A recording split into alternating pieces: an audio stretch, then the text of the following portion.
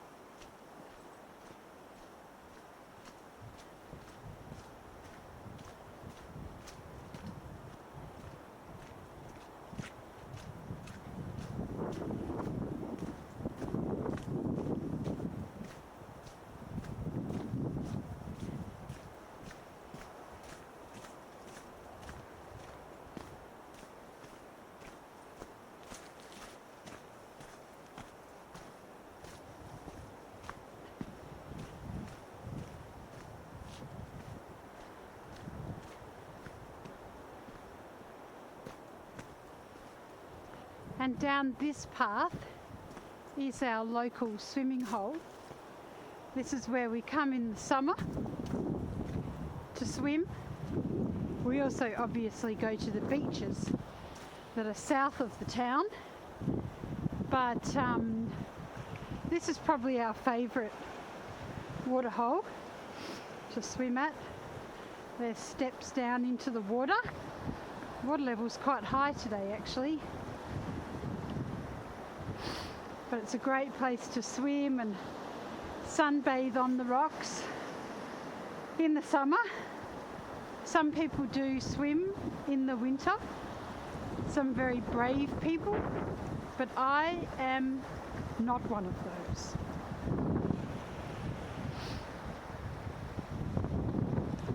Don't know if you can can see the swans just going in behind that rock up there.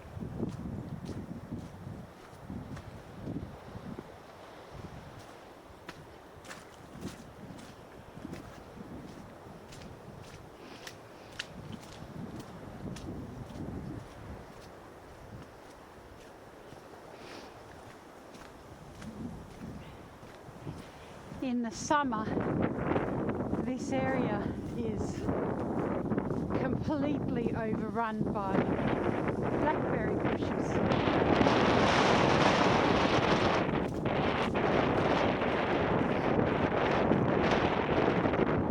See the old perimeter wall here. Now that wall has probably been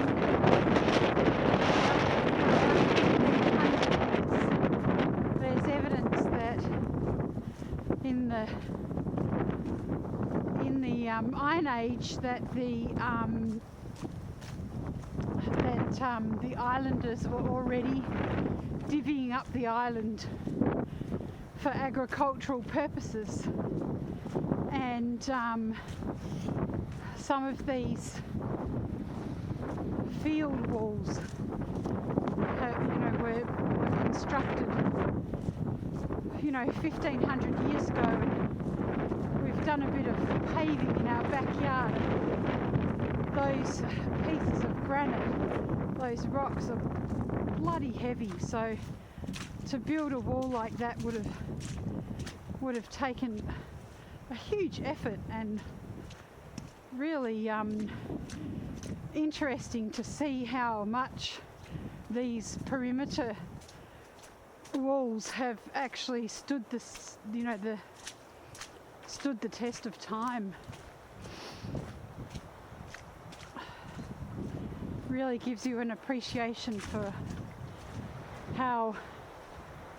just how old this land is, and just how many people have been living, how many years people have been living on this island and scratching a living out of it through farming and fishing. Some actually didn't scratch a living. Some, judging by the size of some of the farmhouses and farmsteads on the island, there were some very wealthy families.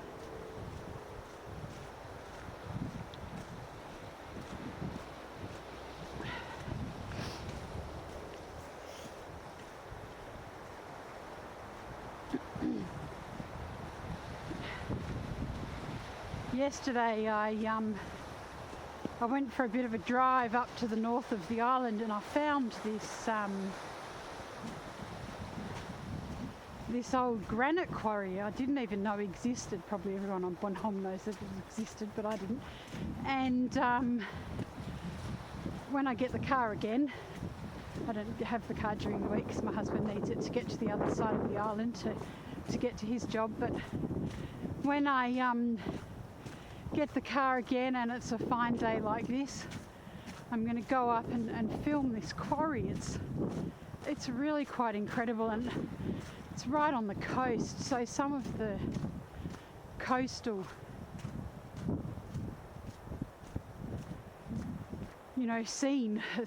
the scenes of the coastal area it's quite breathtaking, so looking forward to bringing more films out about that as we go along.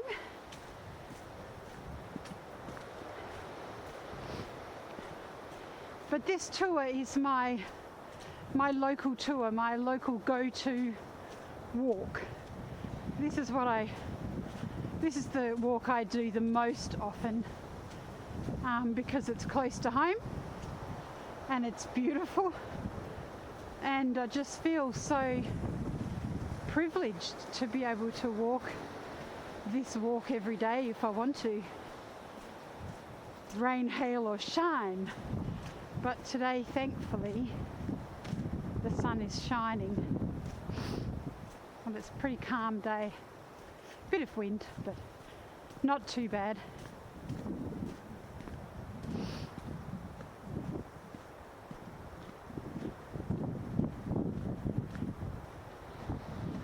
Just cut up past these trees because I want to get up to the standing stones, which have just come into view on our right. They're blocked a bit by the bushes now, but we'll get up on the hill and have a look out. It's quite a breathtaking view, and just have a moment of reflection for how long these standing stones have been standing, and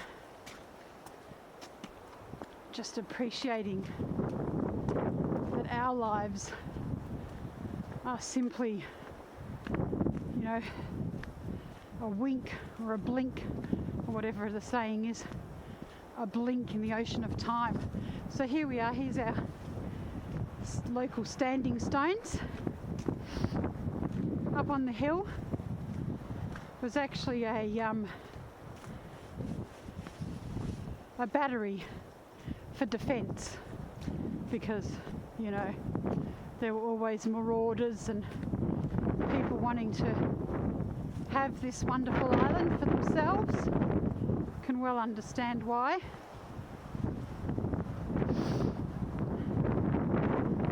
So there's actually a formation that was called the It's probably the most famous battery on Bornholm. According to tradition, people of Svanike, which is the town north of here, led by Albert Wolfson, tried to prevent a Swedish landing here. After a short but violent fight, Albert Wolfson and his followers were killed. Oh dear. Afterwards, the Swedes forced their way into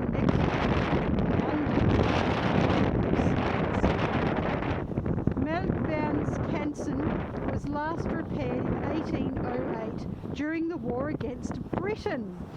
So if it wasn't the Swedes, it was the Brits.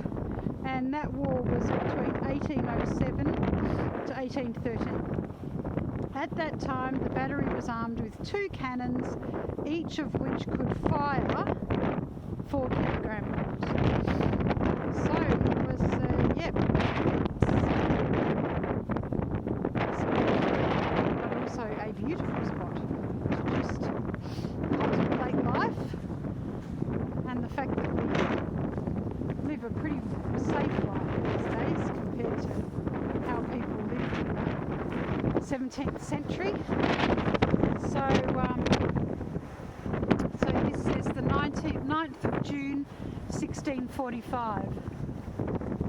So this stone's been here for almost 400 years.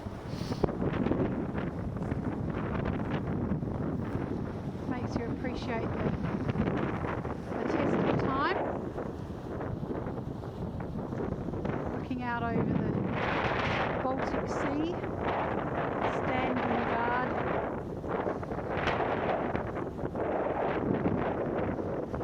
It certainly puts your life into perspective when you think about that. So this is BronWynlund signing off.